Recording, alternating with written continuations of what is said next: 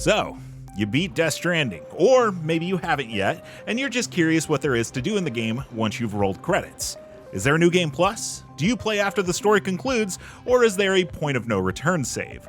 Hey everyone, I'm Mark Medina, manager of the Video Guides team, and in this video, I'll answer all of those questions and more, all while doing my best to not reveal any major plot points. That way, those of you looking ahead won't have anything major spoiled. That said, obviously you're going to learn some spoilery things here, but I'll try my best to keep it light. Is there a New Game Plus? This one's easy. Nope. No New Game Plus. As fun as it would be to blast through the game again with all the overpowered weapons and skeletons from the end of Death Stranding 2, it ain't happening. This shouldn't be too surprising though, the original Death Stranding didn't have New Game Plus either. Can you play after the credits? Most games either revert you to a point of no return save or find a story reason to keep you going after the game's final cutscene. Just like in the original game, Death Stranding 2 opts for the latter. After the 16 main episodes, Sam is placed back aboard the DHV Magellan and episode 17 begins. The title of the episode? One Day. The objective? Do as you please. So yes, the events of the ending have happened, and everything in episode 17 and beyond takes place after the story's conclusion.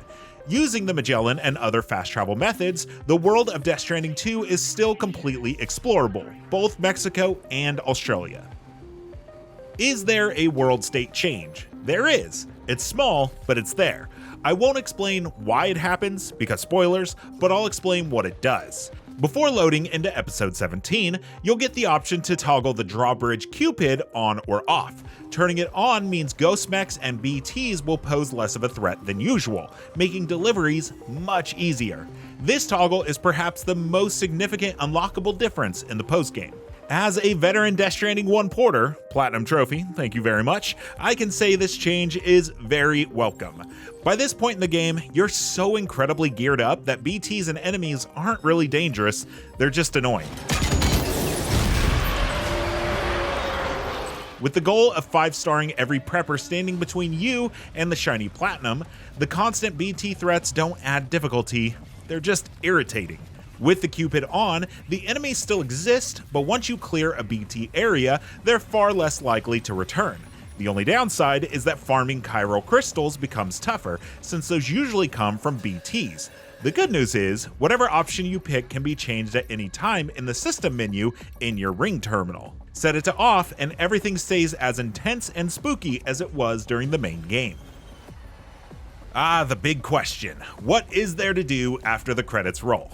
Well, a lot. Death Stranding 2 is a massive game, and for my fellow completionists out there, there's probably a mountain of cleanup waiting for you. There are different levels of completionist, of course. If you want to fully connect Australia and Mexico, that won't take too long. As you can see from my map here, I still have a few preppers not connected to the network, and that's still after 60 hours of playtime. And I swear this isn't just a plug, but if you head on over to IGN's wiki, we've got an interactive map from Map Genie that shows you exactly where everyone is. A couple I was missing was Mr. Impossible and BPAS, which can only be unlocked after connecting to Terminal Fort Knot, which is the final story connection.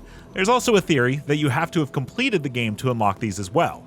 So, if you unlock Terminal Fort Knot and these cargo locations aren't correct, you might just need to beat the game and then come back. Here is a quick summary on how to unlock both Mr. Impossible and BPAS.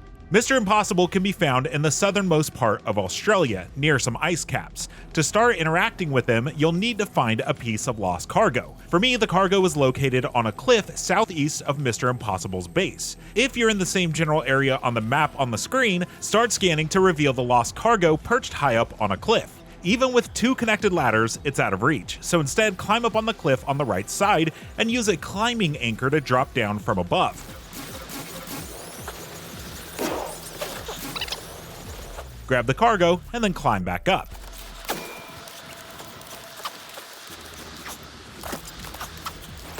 If the cargo isn't there for you, other IGN staff have found lost cargo for Mr. Impossible just south of his base, on top of one of the ice caps. I scanned everywhere and didn't see it there for myself, so it may be an either-or situation.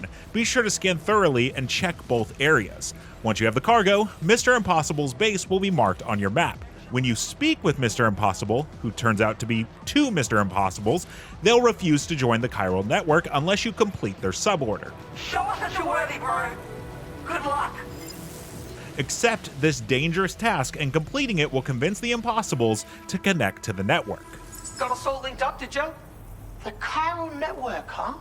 Just like with Mr. Impossible, you'll need to find a piece of lost cargo to get BPAS to engage. For me, the cargo was in the exact same spot as Mr. Impossible's, on the cliffside.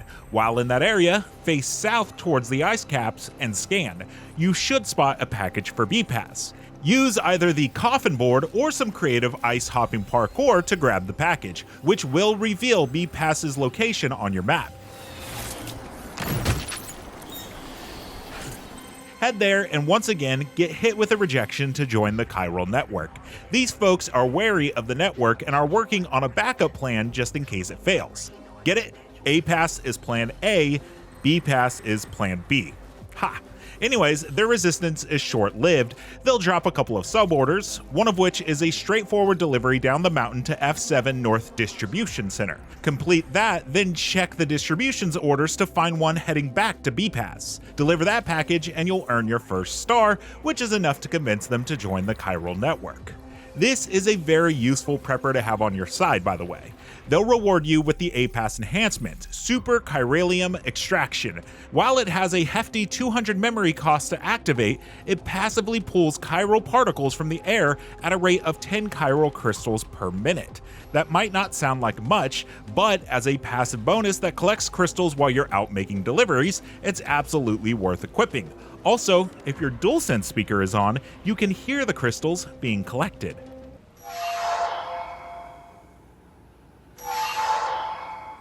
After connecting the entirety of the network, there's, of course, the big one, going for the Platinum Trophy. It's a simple goal, but incredibly time-consuming. You need to 5-star every single prepper in the game. Thankfully, it's a bit easier this time around. Not only do roads return in Death Stranding 2, but now we've also got monorails, a bunch of fast travel options, bendable zip lines, coffin boards, and fully customizable vehicles. Still, it's going to take forever.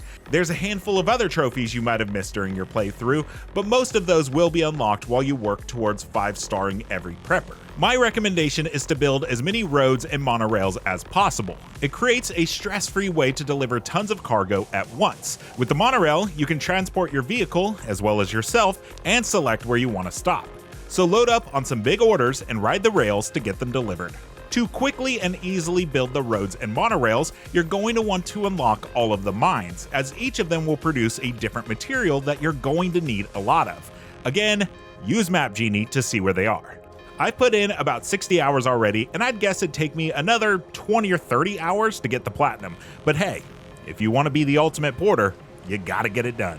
Or, you could just play something else. Your backlog's probably massive. I bet you bought the Liza P DLC and you haven't even touched it. What about Blueprints, huh? Everyone's talking about it, but I'm willing to bet you haven't even booted it up. And that's everything you need to know about what Death Stranding 2 has to offer after rolling credits. It's a huge game with tons to do, and if you need help, check out our wiki over on IGN.com.